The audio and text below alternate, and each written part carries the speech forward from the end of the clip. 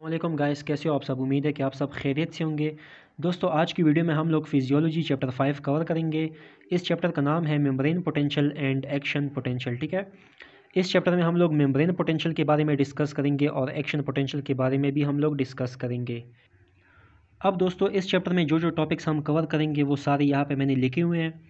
सबसे पहला है membrane potential, potential difference, Nernst equation, Goldman equation, resting membrane potential, action potential, plateau formation, refractory period और none principle. ठीक है, ये सारे टॉपिक्स जो यहाँ पे लिखे हुए हैं इनको हम डिस्कस करेंगे इस चैप्टर में। ठीक है, तो सबसे पहला टॉपिक है मेम्ब्रेन पोटेंशियल। ठीक है, मेम्ब्रेन पोटेंशियल क्या होता है? Membrane potential is the potential difference between outside and inside membrane due to different concentration of ions. कहने का मतलब ये है दोस्तों कि मेम्ब्रेन के आउटसाइड और इनसाइड जो डिफरेंट आयंस की कंसनट्रेशन होती है ना, डिफरेंट कंसनट्रेशन जो होती है, उसकी वजह से जो पोटेंशियल डिफरेंस बनता है अक्रॉस द मेम्ब्रेन, उस पोटेंशियल डिफरेंस को मेम्ब्रेन पोटेंशियल कहते हैं। ठीक है, for example sodium concentration outside high होती है, पोटेशियम इनसाइड हाई होता है, तो कंसनट्रेशन डिफरेंस है ना आउटसाइड इनसाइड, तो इस कंसनट्रेशन डिफरेंस की वजह से जो पोटेंशियल डिफरेंस बन रहा है उसको मेम्ब्रेन पोटेंशियल कहते हैं।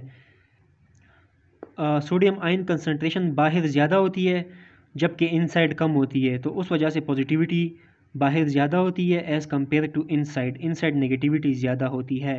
ठीक है, इसको अगर मैं आपको सोडियम पोटेशियम पम्प के एग्जांपल से समझाऊं तो यहाँ पे मैं पहले मेम्ब्रेन ड्रॉ कर लेता हूँ। ठीक है, ये हमारे पास सेल मेम्ब्रेन है। अच्छा, अब क्या होता है, जो सोडियम पोटेशियम पंप है, ठीक है, सोडियम पोटेशियम पंप वो 3 सोडियम को बाहर भिजवाता है, ठीक है, और 2 पोटेशियम को इनसाइड मूव करवाता है। तो अब बाहर जो है पॉजिटिव आयंस 3 जा रहे हैं, ठीक है, जबकि अंदर 2 पॉजिटिव आयंस आ रहे हैं। तो बाहर ज़्यादा पॉजिटिव आयंस जा रहे हैं ना, तो पॉजिटिविटी आउटसाइड क्रिएट हो जाएगी और इनसाइड जो है वो लेस पॉजिटिव हो जाएगा। तो जब इनसाइड लेस पॉजिटिव होगा तो इसका मतलब इनसाइड नेगेटिविटी इंक्रीज हो जाएगी। ठीक है, 3 सोडियम बाहर गए, 2 अंदर पोटेशियम आ गए, बाहर ज़्यादा पॉजिटिव आयंस गए तो बाहर पॉजिटिविटी, अंदर लेस पॉजिटिव आयंस आए तो अंदर लेस पॉजिटिविटी। ठीक है, तो ये जो कंसनट्रेशन डिफरेंस होता है इसकी वजह से जो पोटेंशियल डिफरेंस बनता है उसको मेम्ब्रेन पोटेंशियल कहते हैं। ठीक है, आई होप आपको क्लियर हो गया होगा, बहुत ही ईजी टॉपिक है। अच्छा जी, इसके बाद नेक्स्ट है potential difference across the membrane. वही सेम बात है, sodium potassium negatively charge plasma protein की वजह से हमारे पास जो पोटेंशियल डिफरेंस बनता है इसने वही बात दोबारा की है। अच्छा, अब यहाँ पे इम्पॉर्टेंट बात बतानी ज़रूरी है आपको।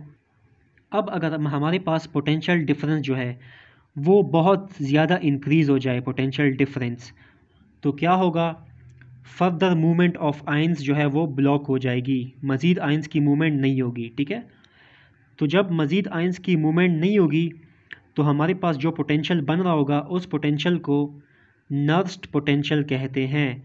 नर्स पोटेंशियल वो पोटेंशियल होता है जिस पे आयंस की मूवमेंट स्टॉप हो जाती है। ठीक है, क्लियर हो गया। अच्छा, अब यहाँ पे नीचे लिखा हुआ है मेमिलियन नर्व फाइबर में पोटेशियम का पोटेंशियल डिफरेंस -94, सोडियम का पोटेंशियल डिफरेंस +61। इन दोनों के पोटेंशियल डिफरेंस को आपने अपने जहन में, अपने माइंड में याद कर लेना है क्योंकि ये पोटेंशियल डिफरेंस की बातें आगे रिपीट होगी। ठीक है, तो दोनों का पोटेंशियल डिफरेंस आपने याद कर लेना है। ठीक है, तो हमारे पास मेम्ब्रेन पोटेंशियल का जो टॉपिक था वो कवर हो गया, हमें पता चल गया कि पोटेंशियल डिफरेंस किस वजह से बनता है। अब हम आगे नर्स्ड इक्वेशन को स्टडी करेंगे। तो यहाँ पे आगे हमारे पास नर्स्ड इक्वेशन है। ठीक है, अब Nernst equation use to calculate potential difference on both side of the membrane. ठीक है, मेम्ब्रेन की दोनों साइड पे जो पोटेंशियल डिफरेंस बनता है उसको कैलकुलेट करने के लिए हम लोग नर्स्ड इक्वेशन यूज़ करते हैं। ये इसका फार्मूला है, ये आपने याद कर लेना है। ठीक है, जब हम लोग नर्स्ड इक्वेशन यूज़ करते हैं तो हम लोग एज्यूम करते हैं कि पोटेंशियल आउटसाइड द मेम्ब्रेन जो है वो ज़ीरो होगा और इनसाइड जो है हमारे पास नर्स पोटेंशियल होगा। नर्स पोटेंशियल मैंने आपको बता दिया अभी कि क्या होता है। ठीक है, और आउटसाइड पोटेंशियल हमारे पास ज़ीरो होगा जब हम ये फार्मूला यूज़ करेंगे। क्लियर हो गया। अच्छा, अब इसके बाद नेक्स्ट टॉपिक है Goldman equation. Goldman equation is use to calculate diffusion potential when membrane is permeable to several ions. कहने का मतलब ये है दोस्तों कि जब हमारे पास मेम्ब्रेन से सेवरल आयंस डिफ्यूज़ हो, यानी मल्टीपल आयंस डिफ्यूज़ हो, ठीक है, तो उनकी वजह से जो डिफ्यूजन पोटेंशियल बनता है उसको कैलकुलेट करने के लिए हम लोग गोल्डमैन इक्वेशन यूज़ करते हैं। ठीक है, क्लियर हो गया? फार्मूला आपने याद कर लेना है। अब गोल्डमैन इक्वेशन के फैक्टर्स कौन कौन से हैं? हमारे पास गोल्डमैन इक्वेशन के 4 फैक्टर्स है। ठीक है, चारों को हम लोग देखते हैं कौन कौन से फैक्टर्स है। सबसे पहला फैक्टर है polarity of electrical charges. Ion के ऊपर जो चार्जेस होते हैं, पॉजिटिव चार्ज, नेगेटिव, उनकी पोलैरिटी जो है, ये हमारे पास पहला फैक्टर है। ठीक है, इसके बाद दूसरा फैक्टर है हमारे पास मेम्ब्रेन की परमिएबिलिटी। ठीक है, कि मेम्ब्रेन जो है कितना परमिएबल है कौन से आयन के लिए। फिर है concentration of ions inside outside, और इसके अलावा इन्होंने बताया है कि हमारे पास मल्टीपल सेवरल आयन्स कौन कौन से होते हैं, सोडियम पोटेशियम क्लोराइड इन्वॉल्व होते हैं। ठीक है, सेवरल आयन्स, मल्टीपल आयन्स। ये था हमारे पास गोल्डमैन इक्वेशन। ठीक है, बहुत ही ईजी था, बहुत ही आसान था। अब इसके बाद हमारे पास नेक्स्ट टॉपिक है resting membrane potential. Resting membrane potential वो पोटेंशियल होता है जिस पे सेल मेम्ब्रेन रेस्ट स्टेट में होता है। ठीक है, रेस्ट हालत में होता है। अब जब सेल मेम्ब्रेन रेस्ट हालत में है तो इसका मतलब ये हुआ कि सोडियम चैनल भी क्लोज है, पोटेशियम चैनल भी क्लोज है। अब जब सोडियम पोटेशियम चैनल क्लोज है तो हमारे पास सोडियम पोटेशियम चैनल की मूवमेंट नहीं होगी। सोडियम पोटेशियम आयंस की मूवमेंट नहीं होगी। जब सोडियम पोटेशियम आयंस मूव नहीं करेंगे तो हमारे पास सिग्नल ट्रांसमिशन भी नहीं होगी। ठीक है, रेस्टिंग मेम्ब्रेन पोटेंशियल की जो वैल्यू है वो है -90 मिली वोल्ट। इस वैल्यू को आपने याद कर लेना है। ठीक है, अपने माइंड में। अब इनसाइड जो है नेगेटिविटी ज़्यादा है। ठीक है, -90 मिली वोल्ट है, तो बाहर हमारे पास पॉजिटिविटी ज़्यादा होगी। ठीक है, सिंपल। अब कौन कौन से फैक्टर्स हैं जिसकी वजह से रेस्टिंग मेम्ब्रेन पोटेंशियल डेवलप होता है, उन फैक्टर्स की हम बात करते हैं। सबसे पहला फैक्टर है unequal distribution of ions in extracellular fluid and cytosol. अब जब आयंस की अनइक्वल डिस्ट्रीब्यूशन होगी, अनइक्वल का मतलब 3 सोडियम बाहर जा रहे हैं, 2 पोटेशियम अंदर आ रहे हैं, तो अनइक्वल ही हुआ ना। 3 बाहर जा रहे हैं, बाहर ज़्यादा जा रहे हैं, तो ज़्यादा पॉजिटिव आयंस बाहर जा रहे हैं, तो इनसाइड नेगेटिविटी जो है वो जनरेट होगी। जब नेगेटिविटी जनरेट होगी इनसाइड तो हमारे पास मेम्ब्रेन पोटेंशियल जो है वो -90 मिली वोल्ट हो जाएगा, और इसको हम बोलते हैं रेस्टिंग मेम्ब्रेन पोटेंशियल। अब दोस्तों हमारे पास जो दूसरा फैक्टर है वो है inability of anions to move out. Anions वो आयंस होते हैं जो नेगेटिवली चार्ज हो, उनको एनाइंस बोलते हैं। जब नेगेटिवली चार्ज आयन सेल से बाहर नहीं जाएंगे तो नेगेटिविटी इनसाइड रिमेन हो जाएगी। ठीक है, इसके बाद तीसरा फैक्टर है electrogenic nature of sodium potassium pump. 3 sodium बाहर पंप कर रहा है, 2 अंदर पंप कर रहा है। बाहर ज़्यादा मतलब पॉजिटिव आयन जा रहे हैं, अंदर कम आ रहे हैं। इस नेचर को कहते हैं electrogenic nature of sodium potassium pump, यानी कि एक पॉजिटिव आयन ज़्यादा बाहर जा रहा है। ठीक है, इसको इलेक्ट्रोजेनिक नेचर बोलते हैं। तो ये था हमारे पास रेस्टिंग मेम्ब्रेन पोटेंशियल का कंसेप्ट। ठीक है, आई होप कि आपको समझ आ गई होगी, और हमने फैक्टर्स की भी बात की जिनकी वजह से रेस्टिंग मेम्ब्रेन पोटेंशियल डेवलप होता है। अब दोस्तों इसके बाद नेक्स्ट टॉपिक है एक्शन पोटेंशियल। ठीक है, नेक्स्ट टॉपिक है एक्शन पोटेंशियल। अब एक्शन पोटेंशियल क्या होता है? वो इवेंट्स जो कि स्टार्टिंग में मेम्ब्रेन पोटेंशियल को थोड़ा सा डिक्रीज़ कर दे और फिर उसको reverse back to resting membrane potential, यानी वो इवेंट्स जो स्टार्टिंग में मेम्ब्रेन पोटेंशियल डिक्रीज़ करे और फिर वापस मेम्ब्रेन पोटेंशियल को रेस्टिंग मेम्ब्रेन पोटेंशियल तक पहुंचा दे, यानी कि -90 मिली वोल्ट तक पहुंचा दे, उन इवेंट्स को कहते हैं एक्शन पोटेंशियल और इम्पल्स। ठीक है, तो ये थी डिफिनीशन एक्शन पोटेंशियल की। अब हम फेजेस की बारे में बात करते हैं। हमारे पास एक्शन पोटेंशियल में कौन कौन से फेजेस होते हैं? Depolarising phase, repolarising phase, hyper polarising phase. ठीक है, तीनों फेजेस को हम डायग्राम के ज़रिए अब समझते हैं। तो यहाँ पे गाइस हम लोग इस डायग्राम की मदद से एक्शन पोटेंशियल के फेजेस को समझेंगे। ठीक है, अब सबसे पहले मैं आपको बता दूं कि एक्शन पोटेंशियल के लिए जो थ्रेशोल्ड पोटेंशियल होता है वो -65 मिली वोल्ट होता है। ठीक है, -65 मिली वोल्ट ये जो है एक्शन पोटेंशियल का थ्रेशोल्ड होता है। जब -65 millivolt threshold potential achieve हो जाता है तो हमारे पास यहाँ पे एक्शन पोटेंशियल आ जाता है। ठीक है, जब एक्शन पोटेंशियल आएगा तो ये जो एक्शन पोटेंशियल है ये सोडियम चैनल को एक्टिवेट कर देगा। ठीक है, जब सोडियम चैनल एक्टिवेट होंगे तो क्या होगा, हमारे पास सोडियम चैनल जो है वो उसकी इन्फ्लक्स होगी इनटू द मेम्ब्रेन, ठीक है। जब सोडियम आयंस जो है वो इनसाइड द मेम्ब्रेन आएंगे तो इनसाइड पॉजिटिविटी जनरेट होगी और आउटसाइड जो है नेगेटिविटी जनरेट होगी, ठीक है। तो जो -90 मिलीवोल्ट रेस्टिंग मेम्ब्रेन पोटेंशियल था वो पॉजिटिव की तरफ जाएगा, ठीक है। मतलब पॉजिटिव वैल्यूज़ की तरफ जाएगा वो -90 से, क्योंकि पॉजिटिव आयन जो है वो अंदर आ रहे हैं, ठीक है, इन्फ्लक्स हो रहा है सोडियम का। तो ये है हमारे पास डीपोलराइजेशन फेज़, जिसमें सोडियम आयन की इन्फ्लक्स होती है और मेम्ब्रेन जो है वो डीपोलराइज होता है, यानी कि अंदर पॉजिटिविटी जनरेट होती है, ठीक है। तो डीपोलराइजेशन फेज़ हो गया। अब डीपोलराइजेशन फेज़ के बाद हमारे पास नेक्स्ट फेज़ है रीपोलराइजेशन, जिसमें पोटेशियम लीक चैनल एक्टिवेट होते हैं और पोटेशियम इनसाइड से आउटसाइड की तरफ लीक होता है, ठीक है।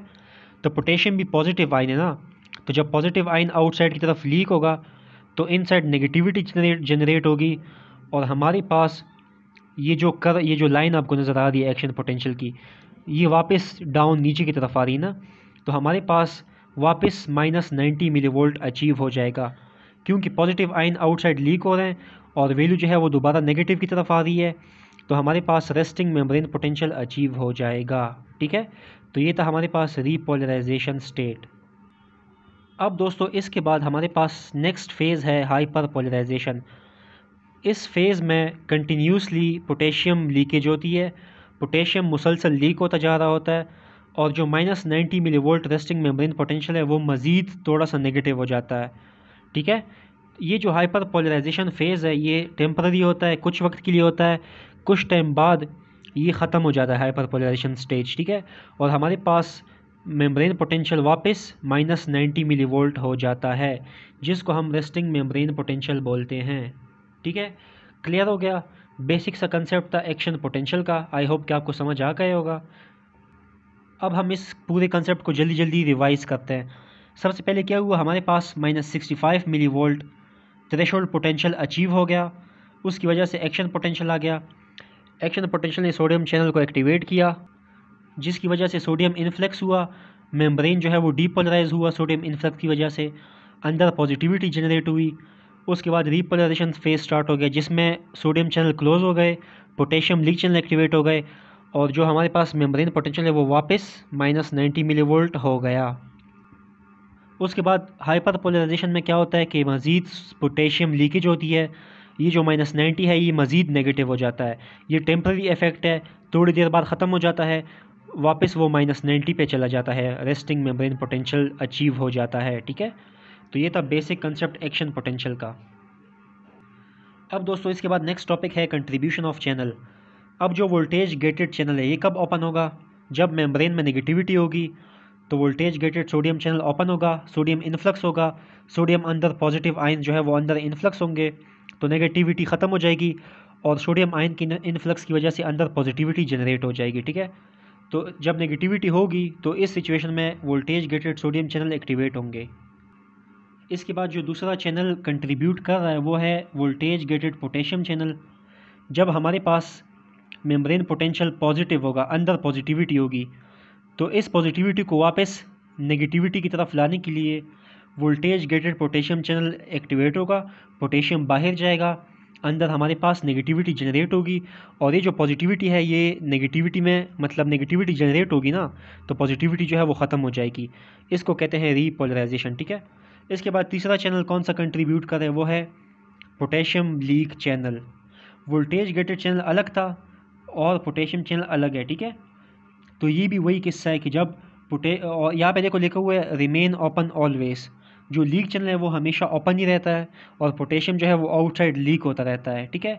जिसकी वजह से जो रेस्टिंग मेम्ब्रेन पोटेंशियल है -90 वो हमेशा मतलब अचीव होता जाता है, उसकी कोशिश होती है कि वो अचीव हो, ठीक है। तो ये था हमारे पास कंट्रीब्यूशन ऑफ 3 चैनल्स, ठीक है। इसके बाद दोस्तों हमारे पास नेक्स्ट टॉपिक है propagation of action potential. Action potential कैसे प्रोपेगेट करता है सेल मेम्ब्रेन में, अब हम इसका कंसेप्ट देखते हैं। तो दोस्तों यहाँ पे लिखा हुआ है कि एक्शन पोटेंशियल जो है वो प्रोपेगेट करता है in all direction across the membrane. जो एक्शन पोटेंशियल है वो हर डायरेक्शन में प्रोपिगेट करता है सेल मेम्ब्रेन में, ठीक है। कैसे करता है वो मैं आपको समझाता हूँ। यहाँ पे दोस्तों मेरे साथ, यहाँ पे मैंने सेल मेम्ब्रेन ड्रॉ किया है, ठीक है। आपको पता है कि रेस्टिंग स्टेट में अंदर नेगेटिविटी होती है, -90 मिलीवोल्ट अंदर पोटेंशियल होता है, रेस्टिंग मेम्ब्रेन पोटेंशियल, ठीक है। अंदर नेगेटिविटी होती है रेस्टिंग स्टेट में और बाहर पॉजिटिविटी होती है। अब एक्शन पोटेंशियल कैसे प्रोपिगेट करता है? जब भी एक्शन पोटेंशियल आता है दोस्तों, तो ये हमारे पास सोडियम चैनल को एक्टिवेट करता है। सोडियम जो है वो इन्फ्लक्स होता है इनटू द सेल मेम्ब्रेन, ठीक है। सोडियम इन्फ्लक्स होता है इनटू द सेल मेम्ब्रेन जब एक्शन पोटेंशियल आता है, सोडियम चैनल एक्टिवेट होता है ना। तो जब सोडियम अंदर आएगा तो अंदर जो नेगेटिव साइन है, ठीक है, वो सोडियम की वजह से क्या होगा, पॉजिटिव हो जाएगा। तो यहाँ पे ये जो नेगेटिव साइन थे ये पॉजिटिव हो गए और बाकी जो एरिया है वो अभी भी नेगेटिव है, ठीक है। अच्छा, और यहाँ पे वही पॉजिटिव साइंस हैं। यहाँ पे अब जहाँ पे ये पॉजिटिव हो गया ना, तो आउटसाइड क्या होगा, ये जगह नेगेटिव हो जाएगा क्योंकि सोडियम अंदर आ गया। और बाकी जो सराउंडिंग जो एरिया है वो अभी भी पॉजिटिव है बाहर, ठीक है। अच्छा, अब ये जो सोडियम अंदर आया जिसने पॉजिटिव आयंस पॉजिटिविटी कॉज की अंदर मेम्ब्रेन के, अब ये जो सोडियम है ये अंदर जो आसपास वाले जो एरिया है उनको भी डीपोलराइज कर देगा। आसपास के जो चैनल है सोडियम वो भी एक्टिवेट हो जाएंगे और यहाँ से भी सोडियम अंदर आना स्टार्ट हो जाएगा, ठीक है, इन चैनल से। फिर इसके बाद ये बाकी जो चैनल है इनसे भी सोडियम अंदर आना स्टार्ट हो जाएगा, यानी कि जो मेम्ब्रेन है आसपास इर्द गिर्द ना, मेम्ब्रेन डीपोलराइज होता जाएगा सोडियम इन्फ्लक्स की वजह से, और डीपोलराइजेशन की वजह से मज़ीद सोडियम इन्फ्लक्स होगा, मज़ीद सोडियम इन्फ्लक्स होगा, और आखिर में जो अंदर नेगेटिविटी है ये सारी की सारी जो है पॉजिटिविटी में कन्वर्ट हो जाएगी, ठीक है, अंदर। तो यहाँ पे हमारे पास सारी पॉजिटिविटी हो गई काफ़ी सारे सोडियम इन्फ्लक्स की वजह से, ठीक है। और जब सोडियम इन अंदर आ गया तो बाहर हमारे पास क्या होगा, बाहर हमारे पास नेगेटिविटी हो गई सारी, ठीक है। तो अब दोस्तों आपको पता चल गया कि जो एक्शन पोटेंशियल था उसने क्या किया। एक्शन पोटेंशियल जो था इस उसने इस डायरेक्शन में भी प्रोपेगेट किया और इसमें भी किया, ठीक है। यानी पहले बीच में प्लस साइन थे ना, अब देखो राइट पे भी प्लस साइन आ गए, इस तरफ भी एक्शन पोटेंशियल ने प्रोपेगेट किया और इस तरफ भी एक्शन पोटेंशियल ने प्रोपेगेट किया, ठीक है। यानी कि मेम्ब्रेन इस साइड पे भी डीपोलराइज हो गया, इस साइड पे भी डीपोलराइज होगा। याद रखिए जब भी डीपोलराइज का लफ्ज़ मैं लेता हूँ तो इसका मतलब ये होता है कि सोडियम जो है वो इन्फ्लक्स हो रहा है और इन साइड पॉजिटिविटी बन रही है, ठीक है। तो इस तरह से एक्शन पोटेंशियल जो है वो प्रोपेगेट करता है राइट साइड की तरफ भी और लेफ्ट डायरेक्शन में भी, ठीक है। तो ये था हमारे पास एक्शन पोटेंशियल के प्रोपेगेशन का कंसेप्ट, ठीक है। यहाँ पे देखो वही सेम बात है, एक्शन पोटेंशियल आया, सोडियम चैनल एक्टिवेट, सोडियम अंदर आया, अंदर पॉजिटिविटी बाहर नेगेटिविटी, आखिर में काफ़ी सारे सोडियम आयन अंदर आ जाते हैं और अंदर फुल पॉजिटिविटी हो जाती है, ठीक है, बाहर नेगेटिविटी हो जाती है। तो ये था प्रोपिगेशन ऑफ एक्शन पोटेंशियल, ठीक है। इजी कंसेप्ट था, कुछ भी मुश्किल नहीं है इसमें। अच्छा, अब इसके बाद हमारे पास दूसरा टॉपिक है ऑल और नथिंग प्रिंसिपल। एक्शन पोटेंशियल जब स्टार्ट होता है तो हमारे पास डीपोलराइजेशन वेव जो है वो travel over the entire membrane if conditions are right, ठीक है। वही सेम बात दोबारा रिपीट हुई है दोस्तों, कह रहे हैं कि अगर हमारे पास कंडीशंस सारे राइट होंगे तो हमारे पास जो डीपोलराइजेशन है वो इस पूरे मेम्ब्रेन पे ट्रेवल करेगी, ठीक है। अब मैं आपको बार बार ये नहीं बताऊंगा कि डीपोलराइजेशन क्या होता है, मैं आपको बता चुका हूँ कि सोडियम इन्फ्लक्स होता है उसमें, ठीक है। मेम्ब्रेन अंदर से पॉजिटिव होता जाता है। अच्छा, अगर कंडीशंस राइट होंगे तो हमारे पास डीपोलराइजेशन जो है वो ट्रेवल करेगा होल पूरे मेम्ब्रेन में। अगर हमारे पास कंडीशन राइट नहीं होंगे तो हमारे पास जो डीपोलराइजेशन जो वेव है वो ट्रेवल नहीं करेगा, ठीक है, अगर कंडीशंस राइट ना हो। बस ये बेसिक सी दो बातें थी इसमें, कंडीशन राइट हो तो करेगा, कंडीशन राइट ना हो तो ट्रेवल नहीं करेगा, सिंपल। ये है ऑल और नथिंग प्रिंसिपल, कुछ भी मुश्किल नहीं है इसमें, ठीक है। अच्छा, अब इसके बाद हमारे पास ये तो हमने पढ़ लिया, ठीक है। एक्शन पोटेंशियल भी हमने पढ़ लिया, ठीक है। अच्छा, अच्छा इसके बाद नर्व्स इक्वेशन जो है ये भी हमने पढ़ लिया, ठीक है। अच्छा जी, अब इसके बाद ऑल और नथिंग प्रिंसिपल के बाद नेक्स्ट टॉपिक है प्लेटू फॉर्मेशन, ये हम पढ़ेंगे और रिफ्रैक्टरी पीरियड हम देखते हैं। अच्छा गाइस, अब यहाँ पे हमारे पास नेक्स्ट टॉपिक है प्लेटू फॉर्मेशन। अब प्लेटू फॉर्मेशन में क्या होता है, excited membrane does not repolarise immediately after depolarisation. कह रहे हैं कि जब डीपोलराइजेशन हो जाए तो डीपोलराइजेशन के बाद रीपोलराइजेशन जो है वो एकदम नहीं होती, ठीक है ना, थोड़े से टाइम बाद रीपोलराइजेशन होती है। अच्छा, delay occur near spike potential for milliseconds then repolarisation. कहते हैं कि हमारे पास पहले एक स्पाइक पोटेंशियल होता है, यानी इस पोटेंशियल पे हमारे पास स्पाइक बनता है कुछ मिली सेकेंड्स के लिए, और स्पाइक के बाद फिर रीपोलराइजेशन होती है। स्पाइक क्या होता है? स्पाइक मैं यहाँ पे ड्रॉ करता हूँ, इसको स्पाइक बोलते हैं, ठीक है। ये जो चीज़ है इसको स्पाइक बोलते हैं।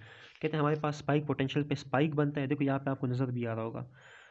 तो कह रहे हैं हमारे पास ये है, हमारे पास स्पाइक, ठीक है, हमारे पास स्पाइक बनता है कुछ मिली सेकेंड्स के लिए आफ्टर डीपोलराइजेशन। उसके बाद फिर हमारे पास रीपोलराइजेशन होती है, ठीक है। क्लियर हो गया? बेसिक सा कंसेप्ट है, कुछ भी मुश्किल नहीं है। अच्छा, अब प्लेटो फॉर्मेशन जो है वो हमारे पास कहाँ पे होती है? वो हमारे पास ओनली इन हार्ट मसल, सिर्फ हार्ट के मसल में होती है, ठीक है। अब प्लेटो क्यों बनता है? प्लेटो हमारे पास कैल्शियम इन्फ्लक्स की वजह से बनता है। डीपोलराइजेशन के बाद डायरेक्ट रीपोलराइजेशन नहीं होती हार्ट मसल में, ठीक है, ये हम हार्ट मसल की बात कर रहे हैं। नॉर्मल स्टेट में वो जो एक्शन पोटेंशियल हमने डिस्कस किया था ना अभी थोड़ी देर पहले, वही वाला होता है। लेकिन जब हम हार्ट की बात करते हैं, कार्डिक एक्शन पोटेंशियल की बात करते हैं, तो हार्ट एक्शन पोटेंशियल में हमारे पास इस तरह का जो वो डायग्राम है वो बनता है, ठीक है। तो इसमें पहले डीपोलराइजेशन होगी हार्ट मसल में, उसके बाद स्पाइक बनेगा, स्पाइक के बाद जो है हमारे पास कैल्शियम चैनल एक्टिवेट होंगे, कैल्शियम इन्फ्लक्स होगा, कैल्शियम इन्फ्लक्स की वजह से हमारे पास प्लेटो फॉर्मेशन होगी, ठीक है। और याद रखिए दोस्तों, कैल्शियम इन्फ्लक्स जिस वक्त होता है तो इसके साथ भी थोड़ा थोड़ा जो है सोडियम इन्फ्लक्स होता रहता है, ठीक है। उसके बाद यहाँ पे फिर हमारे पास जब प्लेटो फॉर्मेशन ख़त्म हो जाती है उसके बाद हमारे पास रीपोलराइजेशन का फेज़ जो है वो स्टार्ट हो जाता है, ठीक है। अब रीपोलराइजेशन क्या होता है वो मैं आपको बार बार नहीं बताऊंगा, मैं आपको बता चुका हूँ, ठीक है। अच्छा, उसके बाद यहाँ पे हमने लिखा है कि जो प्लेटो है वो हमारे पास कितने सेकंड तक बना होता है? 0.2 से 0.3 सेकंड तक हमारे पास प्लेटो जो है वो बना होता है। अच्छा, प्लेटो फॉर्मेशन किस वजह से होती है? मैंने आपको अभी बताया कि कैल्शियम इन्फ्लक्स होगा और साथ साथ थोड़ा सा सोडियम इन्फ्लक्स भी होता रहता है, ठीक है। उस वजह से हमारे पास प्लेटो फॉर्मेशन होता है हार्ट मसल में। अच्छा, दूसरा है हमारे पास सोडियम चैनल। जब डीपोलराइजेशन होती है, सोडियम चैनल जो है वो फास्ट चैनल होते हैं, तो काफ़ी तेज़ी से जो है रैपिडली सोडियम इन्फ्लक्स होता है, जिसकी वजह से हमारे पास तेज़ी से जो है स्पाइक पोटेंशियल बन जाता है, ठीक है, स्पाइक पोर्शन बन जाता है, सॉरी। अच्छा, उसके बाद है वोल्टेज गेटेड पोटेशियम चैनल, जो कि स्लो ओपनिंग होती है, जिसकी स्लो चैनल होते हैं देन नॉर्मल कार्डिक, ठीक है। जो वोल्टेज गेटेड पोटेशियम चैनल होते हैं वो हमारे पास स्लो चैनल होते हैं as compare to sodium channel. और जब भी पोटेशियम, मतलब मैंने आपको बताया था कि पोटेशियम जो है वो वापस उस एक्शन पोटेंशियल को रेस्टिंग स्टेट में लाता है मेम्ब्रेन को, ठीक है। अच्छा, हमारे पास प्लेटो फॉर्मेशन का जो टॉपिक था वो क्लियर हो गया, कुछ भी मुश्किल नहीं था, बहुत ही आसान था। अब इसके बाद हमारे पास नेक्स्ट टॉपिक है रिफ्रैक्टरी पीरियड। अच्छा, कह रहे हैं कि new action potential can not occur in excitable fibre as long as membrane is still depolarized from ongoing action potential। कहता है कि हमारे पास जो ongoing action potential, जो मौजूदा जो action potential होता है, ठीक है, जिसकी वजह से मेम्ब्रेन क्या होता है, डीपोलराइज होता है। तो अगर हमारे पास मेम्ब्रेन जो है वो स्टिल डीपोलराइज हो, ठीक है, मतलब स्टिल का मतलब डीपोलराइज हो उस वक्त, ठीक है, तो तब तक हमारे पास न्यू एक्शन पोटेंशियल जो है वो नहीं आता। क्या सिंपल सी बात है यार, देखो कह रहे हैं कि जो हमारे पास ऑलरेडी जो एक्शन पोटेंशियल चल रहा होता है ना, उस सिचुएशन में क्या होता है कि न्यू एक्शन पोटेंशियल नहीं आता, बस ये बात है, सिंपल, कुछ भी इसमें नहीं है। ये था हमारे पास रिफ्रैक्टरी पीरियड। अच्छा, रिफ्रैक्टरी पीरियड के टाइप्स अब देखते हैं हम लोग। पहला है absolute refractory period. Absolute refractory period में क्या होता है कि हमारे पास even strong action potential can not stimulate second action potential. कहते हैं कि अगर हमारे पास एक्शन पोटेंशियल स्ट्रॉन्ग भी होगा तब भी हमारे पास सेकेंड एक्शन पोटेंशियल नहीं आएगा एब्सोल्यूट रिफ्रैक्टरी पीरियड में। रिलेटिव में क्या होता है, अगर हमारे पास फर्स्ट एक्शन पोटेंशियल जो है वो स्ट्रॉन्ग होगा तो तब हमारे पास जो है सेकेंड एक्शन पोटेंशियल जनरेट होगा, ठीक है। ये दो फ़र्क था एब्सोल्यूट और रिलेटिव में। अच्छा, चैप्टर 5 जो है हमारे पास वो ख़त्म हो चुका है, ठीक है, चैप्टर 5 एंड। तो सारे टॉपिक्स आपको मैंने बहुत ही ज़्यादा आसान तरीके से समझा दिए हैं। आई होप कि आपको समझ आ गई होगी। मेरा नहीं ख्याल कि इससे इजीली कोई आपको समझा सकता है, ठीक है। तो इंशाल्लाह फिर नेक्स्ट वीडियो में हम लोग चैप्टर 6 स्टार्ट करेंगे। तब तक के लिए दुआओं में याद रखिएगा। अल्लाह हाफिज़।